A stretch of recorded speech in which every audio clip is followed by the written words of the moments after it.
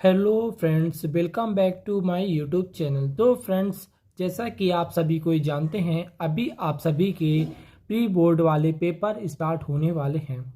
चाहे वो class 9, 10th, 11th, 12th सभी क्लास के स्टूडेंटों का अभ्यास प्रश्न पत्र के रूप में एग्ज़ाम स्टार्ट किया जा रहा है। इसी के लिए बीटी एकेडमी ने आप सभी के लिए वह क्वेश्चन पेपर लेकर आया है जो आप सभी के एग्ज़ाम में 80 में 80 दिलाने का 100% काम करेगा। आपको बता दूं, आज मैं आपको जो प्रश्न पत्र हल करवाने वाला हूं वो भी मैं आपको पूरा विद सॉल्यूशन के साथ कराने वाला हूं और इसका पीडीएफ भी आपको टेलीग्राम चैनल पे प्रोवाइड करा दिया जाएगा, इसका आंसर और क्वेश्चन दोनों का। तो आपको करना क्या है, इस वीडियो को आपको पूरा अंत तक जरूर पढ़ना है और इस वीडियो पे हम आपको जितने भी क्वेश्चंस कराएंगे, यदि आप उन क्वेश्चंस की अच्छे से तैयारी कर लेते हैं तो आप अपने एग्जाम में 75 पे 75 कितना 75 पे 75 आसानी से नंबर पा सकते हैं। तो चलिए वीडियो स्टार्ट करते हैं और बता दिए जो क्वेश्चन पेपर है क्लास 9th का सब्जेक्ट मैथमेटिक्स। कौन सा सब्जेक्ट? मैथमेटिक्स का सेट ए का क्वेश्चन पेपर है जिसका आज हम पूरा फुल टू फुल सॉल्यूशन कराने वाले हैं।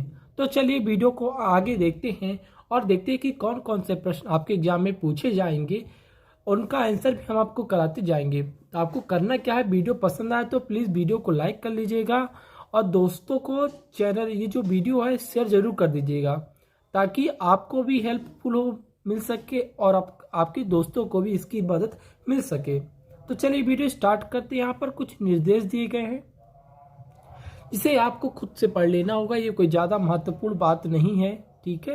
तो चलिए पहले प्रश्न से स्टार्ट करते हैं। यहाँ पर पहला प्रश्न दिया गया है, सही विकल्प चुनकर लिखिए। क्या? सही विकल्प चुनकर लिखिए, ठीक है। पहला है एक परिमेय तथा कि एक अपरिमेय संख्या का योगफल या अंतर सदैव एक संख्या होगी। आपको बताना है कि एक परिमेय तथा एक अपरिमेय संख्या का जो जब योगफल होता है अथवा उसका अंतर किया जाता है तो वो संख्या कैसे होती है। तो आप लगाओगे इसका टिक कि अपरिमेय संख्या होती है। कैसी? अपरिमेय संख्या ही कहलाएगी वो, ओके। नेक्स्ट है 3 प्लस √3 प्लस फिर कोष्टक 3 माइनस √3 का मान क्या होगा। तो आपको लगाना है कि यहाँ पर आप सूत्र जानते हैं, a plus B a minus B का जो फार्मूला यहाँ पर लगेगा वही आप लगाएंगे। तो इससे आपका जो उत्तर आएगा 6 उत्तर आएगा, ठीक है। इसके बाद आपका है निम्नलिखित बहुपद में नहीं है। निम्नलिखित में से कौन बहुपद नहीं है? तो आप देखोगे नॉर्मल जो संख्या रहेंगी वह बहुपद होती है, लेकिन जिनमें अंडर रूट लगा होता है, ठीक है ना, जिनमें अंडर रूट लगा होगा वो संख्या आपकी बहुपद संख्या नहीं कहलाती। तो इस प्रकार से आपका डी इसका सही उत्तर हो जाएगा, ठीक है छात्रों। नेक्स्ट है बहुपद x² प्लस 3x का घातीय 4 प्लस x माइनस 4x का क्यूब प्लस 7 की घात है। आपको इसमें क्या बताना है, आपको इसका अधिकतम घात बताना है कि इस समीकरण में इस बहुपद में आपका अधिकतम घात क्या है। तो आप लगाओगे कि इसका जो उत्तर हो जाएगा 4, इसका सही उत्तर हो जाएगा, ठीक है। इसके बाद चलिए आगे बढ़ते हैं। आपका नेक्स्ट है √5 का दशमलव प्रसार है। आपको बताना है कि √5 का दशमलव प्रसार कैसा होता है। तो आप लगाओगे अशांत आवर्ती। क्या? अशांत आवर्ती होता है, मतलब √5 को आप कभी हल करोगे तो उसका मान है जो लगातार बढ़ता ही जाएगा, उसका मान कभी रुकने वाला नहीं होता, इसीलिए इसको अशांत आवर्ती कहते हैं। नेक्स्ट है समीकरण y बराबर 3x प्लस 5 क्या है, ठीक है। तो आपको बताना है कि समीकरण y बराबर 3x प्लस 5 का जो मान होगा, तो आप इसका लगाओगे अपरिमित रूप में अनेक हल कि इसके क्या अपरिमित रूप से इसके अनेक हल बन सकते हैं। किसके? अपरिमित रूप से इसके अनेक हल बन सकते हैं। तो छात्रों, इस तरह आपका हुआ वैकल्पिक क्वेश्चन कंप्लीट। इसका आप देख सकते हो इंग्लिश फॉर्म में है, तो जो इंग्लिश छात्र होंगे तो वो इसका विकल्प टिक कर लेंगे सेम टू सेम, ओके। इसके बाद हम चलते चलते हैं रिक्त स्थानों की पूर्ति करते, ठीक है। तो पहला है बिंदी बिंदी सतत वर्ग अंतरालों के लिए प्रयुक्त दंड आलेख है। तो आपको लगाना है कि क्या होगा ये, कि क्या होगा इसका उत्तर। तो आप लगाओगे कि इसका जो उत्तर होगा आयात, क्या लगाओगे? आयात चित्र, ठीक है, कि आयात चित्र सतत वर्ग अंतरालों के लिए प्रयुक्त दंड आलेख होता है। ठीक है छात्रों, आगे बढ़ते चलो। दूसरा है यक्स बराबर ए का आलेख बिंदी बिंदी बिंदी अक्ष के समांतर एक सरल रेखा होता है। तो आप लगाओ कि क्या होता है, बाय अक्ष, क्या बाय अक्ष, ठीक है, बाय अक्ष के समांतर एक सरल रेखा होता है। नेक्स्ट है वे रेखाएं जो एक ही रेखा के समांतर होती हैं परस्पर होती हैं। तो आप लगाओगे कि वे रेखाएं जो एक ही रेखा के समांतर होती है परस्पर वह प्रतिच्छेद होती है। क्या आप लगाओगे कि परस्पर प्रतिच्छेद, लगा लिख लो इसका उत्तर, प्रतिच्छेद होती है। ठीक है, ओके, इस प्रकार हम चलते। इसके बाद नेक्स्ट है आपका आता है वह चतुर्भुज जिसकी सभी भुजाएं समान हो और प्रत्येक कोण 90 अंश के कोण का हो कहलाता है। तो आपको बताना है कि यह जो कोण क्या कहलाएगा आपका, यह जो कोण आपका वर्ग कहलाएगा। क्या कहलाएगा, वर्ग इसका उत्तर होगा। ठीक है, क्या होगा उत्तर, सॉरी, इसका उत्तर जो होगा आपका वर्ग, क्या वर्ग इसका उत्तर होगा। ठीक है ना। इसके पहले आपका ये वाला क्वेश्चन मिस हो गया कि एक समद्विबाहु त्रिभुज के बराबर भुजाओं के सम्मुख कोण बिंदी बिंदी होता है। तो आपको लगाना है कि कोण कितना होता है, बराबर, कितना बराबर इसका कोण होता है। ओके, नेक्स्ट है कोण 60 के पूरक कोण का संपूरक कोण है। तो आप लगाओगे कि कोण 60 के पूरक कोण का संपूरक कोण 120 डिग्री होता है। कितना, 120 डिग्री इसका सही उत्तर हो जाएगा छात्रों। इस प्रकार से आपका रिक्त स्थान पूर्ति हो चुका है। इंग्लिश वाले छात्र से लिख लेंगे। इसके बाद आता है आपका सत्य असत्य का चयन करिए। ठीक है ना, तो चलिए चलते। पहला है आपका y बराबर 0 यक्स अक्ष का समीकरण है। तो आप लगाओगे तो ये जो है यक्स अक्ष का समीकरण, तो आप इसका करोगे ठीक उत्तर सत्य होगा। ठीक है, नेक्स्ट है यदि दो त्रिभुजों के में संगत कोण बराबर हो तो त्रिभुज सर्वसंग होते हैं। तो आपको लगाना है जी हाँ सर्वसंग होते हैं। तो आप लगाओगे इसका उत्तर सत्य। ओके, नेक्स्ट है किसी त्रिभुज में अधिकतम दो कोण अधिक कोण हो सकते हैं। तो आप लगाओगे कि किसी त्रिभुज में अधिकतम दो कोण अधिकतम कोण नहीं हो सकते। तो आप लगाओगे इसका उत्तर असत्य। ओके, नेक्स्ट है केंद्र के वृत्त पर किसी बिंदु से मिलने वाला रेखाखंड वृत्त की परिधि होती है। तो आप लगाओगे इसका उत्तर सत्य। क्या लगाओगे उत्तर सत्य, इसका हो जाएगा राइट उत्तर। ठीक है, नेक्स्ट है बारंबारता बहुभुज समान प्राकृतिक के दो अलग अलग आंकड़ों की आकृति अधिक उपयोगी आलेख होता है। तो आप लगाओगे जी हाँ अधिक उपयोगी होता है। तो आप इसका उत्तर करोगे सत्य। ठीक है, नेक्स्ट है ऋजु कोण की माप 180 होती है। तो आप लगाओगे कि जी हाँ ऋजु कोण की माप जो होती है 180 डिग्री होती है। तो आप लगाओगे इसका सत्य, इसका सही उत्तर हो जाएगा। ठीक है छात्रों, इसके बाद हम चलिए चलते आगे प्रश्न क्रमांक 4 पे। यहाँ पर आपको आता है सही जोड़ी बनाइए। ठीक है, तो पहला है आपका आयात है एक। तो आपको बताना है कि आयात क्या है। तो आप लगाओगे कि आयात जो है एक चतुर्भुज है। ठीक है, आयात एक चतुर्भुज है। नेक्स्ट है बाई अक्ष पर स्थित बिंदु है। तो आपको बताना है कि बाई अक्ष पर स्थित बिंदु 0 और 3 है। क्या होगा, 0 और 3 इसका सही उत्तर हो जाएगा। नेक्स्ट है ऊपरी सीमा और निम्न सीमा बटे 2। क्या ऊपरी सीमा और निम्न सीमा बटे 2 क्या है। तो आपको बताना है कि यह जो होगा वर्ग चिन्ह है। क्या है, यह एक वर्ग चिन्ह है। ठीक है, इसके बाद है ठोस आकृति का उदाहरण क्या है। तो आपको बताना है कि ठोस आकृति का उदाहरण बेलन है। क्या होगा, बेलन है ठोस आकृति का उदाहरण। ठीक है, अगला है ए भुजा वाले समबाहु त्रिभुज का क्षेत्रफल क्या होगा। तो आपको बताना है कि ए भुजा वाले समबाहु त्रिभुज का जो क्षेत्रफल है इसका हो जाएगा ऑप्शन नंबर डी √3/4 का ए। इसका आपका सही उत्तर हो जाएगा। ठीक है, अगला आता है समीकरण 4x + 3y = 12 का हल है।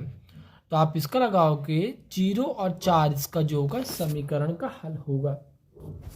ठीक है छात्रों, इस प्रकार से आपका जो सही जोड़ी हो गया कंप्लीट। अब हम चलते हैं एक वाक्य एक प्रश्न में उत्तर वाले प्रश्नों की ओर। ठीक है ना। हम आपको जितने क्वेश्चंस करा रहे हैं, आशा कर रहा हूं कि वो सभी क्वेश्चंस आपको अच्छे से समझ में आ रहे होंगे। पहला है रैखिक बहुपद की घात लिखिए। तो आपको लिखना है कि रैखिक बहुपद की घात सदैव 1 होती है। नेक्स्ट है x बराबर 3y को ax plus by plus c के रूप में लिखिए। तो आप क्या करोगे, पहले जो x बराबर 3y है, ठीक है, x बराबर 3y है, इसे आप हल करेंगे। x माइनस 3y बराबर 0। तो यहाँ से आपका आ जाएगा a का मान 1, b का मान आ जाएगा आपका -3 और c का मान आ जाएगा 0। ठीक है ना। तो इस प्रकार से आप इस समीकरण में मान रख देंगे। ठीक है, इस प्रकार से आपका ये सही उत्तर आ जाएगा। नेक्स्ट है बिंदु 4 - 3 किस चतुर्थांश में स्थित होते हैं। तो आपको बताना है कि ये चौथे चतुर्थांश में स्थित होते हैं। नेक्स्ट है बिंदु -5 और 2 की यक्ष अक्ष से दूरी क्या होगी। तो आपको बताना है बिंदु -5 और 2 की यक्ष अक्ष से दूरी होगी 2 होगा। इसका उत्तर सही होगा ना, इसका उत्तर जो होगा 2 होगा। नेक्स्ट है पूर्ण कोण का मान क्या होता है। तो आप लगाओगे कि पूर्ण कोण का मान 360 डिग्री, कितना 360 डिग्री होता है। नेक्स्ट है 3 आरेख बिंदुओं से होकर अधिकतम कितने वृत्त खींचे जा सकते हैं। तो आपको बताना है कि 3 आरेख बिंदुओं से होकर अधिकतम केवल एक और एक ही वृत्त रेखा खींची जा सकती है। कितना, इसका उत्तर आप लिखोगे एक और केवल एक ही वृत्त रेखा खींची जा सकती है। तो छात्रों इस प्रकार से आपके जो वैकल्पिक क्वेश्चन थे वो कंप्लीट हो चुके हैं। अब इसके बाद हम चल रहे हैं आपके प्रश्न क्रमांक 6 से प्रश्न क्रमांक 23 तक, जहां पर आपको 2 नंबर के प्रश्न, 3 नंबर के प्रश्न के सभी हल कराए जाएंगे। तो अभी की वीडियो पे मैं आपको सभी क्वेश्चंस के आपको मैं क्वेश्चन समझा देता हूं कि क्या क्वेश्चन बोला जा रहा है और कैसे क्वेश्चंस आएंगे आपके एग्जाम में। और यदि आपको इसका सॉल्यूशन चाहिए तो आप हमें कमेंट सेक्शन में कमेंट करिएगा, आप वहां से इसका PDF प्राप्त कर लीजिएगा। ठीक है। पहला है 1/5 और 1 के बीच 4 परिमेय, क्या 1/5 और 1 के बीच 4 परिमेय संख्या ज्ञात कीजिए। अथवा पूछा गया 1/√2 के हर का परिमेयकरण लिखिए। ठीक है छात्रों, बहुत ही सिंपल क्वेश्चन है, आप सभी से आशा करता हूँ ये आप सब कर लेंगे। अगला है सरल कीजिए। 7 की घात 1/2 8 की घात 1/2, ठीक है, अथवा है 5/√3 माइनस √5 को हल कीजिए। ठीक है। नेक्स्ट चलते हैं गुणाखंड कीजिए। क्या गुणाखंड कीजिए, x³ -2x² माइनस x + 2 का गुणाखंड करना है। अगले में आपको 3a + 4b का क्यूब को प्रसारित रूप में आपको लिखना है। बहुत सिंपल है, इसमें आप फार्मूला लगा देंगे, उत्तर आ जाएगा। नेक्स्ट है बिंदु 1, 5, 4, 3 -5 और 4 व -3 -2 को कार्तीय तल पर आलेखित कीजिए। अथवा कार्तीय तल को x अक्ष और y अक्ष द्वारा कितने भागों में विभाजित किया जा सकता है, उन्हें क्या कहते हैं, आपको ये लिखना है। ठीक है। इसके बाद आता है आपका प्रश्न क्रमांक 10। बिंदुओं -2, 4, 3, -1, 1, -0, 1 और 2 की स्थिति किन चतुर्थांश में है। मतलब आपको इन सभी का बताना है कि कौन किस चतुर्थांश में स्थित है। ठीक है ना। अगला है इसका जो अथवा बिंदु -5, 2 और बिंदु 7 और 4 के भुजा और कोटि का मान लिखिए। बहुत सिंपल है, आप इसे कर लीजिएगा। अगला प्रश्न क्रमांक 11। बिंदु -1, 3 से होकर जाने वाली किन्हीं 2 बिंदुओं रेखाओं के समीकरण लिखना है आपको। ठीक है। इसका अथवा है समीकरण -3 -4 = 11 में कोई 2 हल लिखिए। ठीक है। इसके बाद आता है आपका किन्हीं 2 बिंदुओं -3, 4 समीकरण 3/a = ax + 7 द्वारा बिंदु निरूपित रेखा में स्थित a का मान ज्ञात करना है आपको। इसका यहाँ पर आपको a का मान ज्ञात करना है। अथवा पूछा गया आपसे k का मान के लिए, ठीक है ना, x = 3, y = -2 दिया गया, तो समीकरण इतने का आपको हल करना है। ठीक है छात्रों। इसके बाद आता है आपका प्रश्न क्रमांक 13। यदि 2 बिंदु a और b के बीच एक बिंदु c स्थित है, a c = bc, तो सिद्ध कीजिए। यहाँ पर आपको यह दिया गया है, इस पर आपको आकृति बना के, ठीक है ना, इसका डायग्राम बना के आपको इसको सिद्ध के रूप में लिखना है। अगला है, यदि ए बी और सी एक रेखा पर स्थित 3 बिंदु हैं और बी बिंदु ए और सी के बीच स्थित है तो सिद्ध कीजिए A B plus B C बराबर ए सी। ये सही है कि नहीं, आपको ये सिद्ध करना है। ठीक है छात्रों, इसके बाद आता है आपका प्रश्न क्रमांक 14। ठीक है ना, यहाँ पर भी आपको डायग्राम दिया गया है। क्या डायग्राम यहाँ पर आपको क्या, इस डायग्राम में आपको यहाँ पर जो सिद्ध करने को बोला गया है तो आपको इन्हें पढ़ लेना और इन्हें सिद्ध करना है। या कि आप लिख सकते हैं ऋजु कोण को आप परिभाषित कर दीजिएगा, क्योंकि 2 नंबर के प्रश्न है तो आप परिभाषा लिख दीजिए, आपके लिए सरल होगा। इसके बाद आपका प्रश्न क्रमांक 15 पूछा गया है। ठीक है ना, तो आप 15 देख लीजिए। त्रिभुज ए बी सी में त्रिभुज ए का समद्विभाजक ए डी भुजा बी सी पर लंब है, दर्शाइए ए बी बराबर ए सी। फिर यहाँ पर आपसे पूछा गया समांतर चतुर्भुज के परिभाषित कीजिए। अथवा प्रश्न क्रमांक 17 है, चंद्रमा का व्यास पृथ्वी के व्यास का लगभग 1/4 है तो चंद्रमा का आयतन पृथ्वी के आयतन का कौन सा भिन्न होगा, आपको बताना है। अथवा पूछा गया 14 सेंटीमीटर व्यास वाले गोले का पृष्ठीय क्षेत्रफल ज्ञात कीजिए। ठीक है छात्रों, इसके बाद आता है प्रश्न क्रमांक 18 आपका। प्रश्न क्रमांक 18 में भी आपको यहाँ पर एक डायग्राम दिया गया, जैसा आप देख सकते हैं। यहाँ पर भी आपको ये सिद्ध करने वाला है कि समचतुर्भुज आपको सिद्ध करना है। ठीक है, इसके बाद आता है आपका प्रश्न क्रमांक 19। प्रश्न क्रमांक 19 में आपसे पूछा गया है, एक पार्क में खेले रहे विभिन्न आयु के वर्ग के बच्चों की संख्या का एक यादृच्छिक आपको सर्वेक्षण बनाना है। यहाँ पर आपको एक आंकड़ा दे दिया गया है। इस आंकड़ों के आधार पर आपको उनका ग्राफ बनाना है कि पहले कौन से बच्चे कितना गेम खेल रहे हैं और किस आयु के बच्चे थे। ठीक है, इसका अथवा भी यही पूछा गया है आपका। ठीक है ना, प्रश्न क्रमांक 20 पे आप देख लेते हैं। ये थोड़ा इंपॉर्टेंट क्वेश्चन है जो अधिकतर एग्जामों में पूछे जाते हैं। एक शंकु के आधार पर का व्यास 24 सेंटीमीटर है, एक तिर्यक ऊंचाई 21 सेंटीमीटर है, इसका कुल पृष्ठीय क्षेत्रफल ज्ञात कीजिए। अथवा जो पूछा गया आपसे 10 सेंटीमीटर त्रिज्या वाले एक अर्धगोले का पृष्ठीय क्षेत्रफल ज्ञात कीजिए। कितना अर्धगोले का पृष्ठीय क्षेत्रफल ज्ञात कीजिए। तो आप देख सकते हो इस प्रकार आपके 22 और 23 क्वेश्चन। इस प्रकार जो आपके 22वां क्वेश्चन आपको बता देता हूँ, इसमें भी आपको सिद्ध करने के लिए प्रश्न पूछा गया है। 23वां क्वेश्चन देख लेते हैं। उचित सर्वसमीका का प्रयोग करके 999 की घात 3 का मान ज्ञात करें। अथवा 2x² plus y² plus 8z minus 2 √2x plus 4 √2yz minus 8xz का गुणनखंड ज्ञात करना है। तो आपको तो मैं कहूँगा आप इस प्रश्न को हल कर लीजिएगा। तो इस प्रकार से छात्रों मैंने आपको पूरे वैकल्पिक क्वेश्चन करा दिए हैं। इसके बाद जितने भी क्वेश्चन थे 2 से लेकर 4 नंबर वाले प्रश्न के क्वेश्चन, उन सभी क्वेश्चन को आज मैंने आपको समझा दिया है। यदि आपको उस क्वेश्चन को समझने में कहीं भी दिक्कत होती है तो आप हमें कमेंट सेक्शन में बताइए, और यदि आप इसका उत्तर प्राप्त करना चाहते हैं तो आप हमें बिल्कुल बताएं। हम इसका उत्तर भी आपको अपने टेलीग्राम चैनल पे प्रोवाइड करा देंगे, आप उसे ज्वाइन करके वहां से प्राप्त कर लीजिएगा। और ये वीडियो पसंद आए तो प्लीज़ दोस्तों को ज़्यादा से ज़्यादा शेयर करिएगा, और वीडियो पसंद आए तो लाइक करके चैनल को सब्सक्राइब कर लीजिएगा, क्योंकि जो रियल एवं मोस्ट इम्पॉर्टेंट क्वेश्चंस होते हैं वो हम अपने केवल मेंबर्स को ही प्रदान करने का कोशिश करते हैं। तो आप हमारे मेंबर बन जाते हैं तो आपको भी वह क्वेश्चन जल्दी से जल्दी प्रोवाइड हो जाएगा। सो आज के लिए बस इतना ही। इस प्रकार के नए नए कंटेंट पाने के लिए चैनल को सब्सक्राइब कर लीजिएगा। So thanks for watching my video.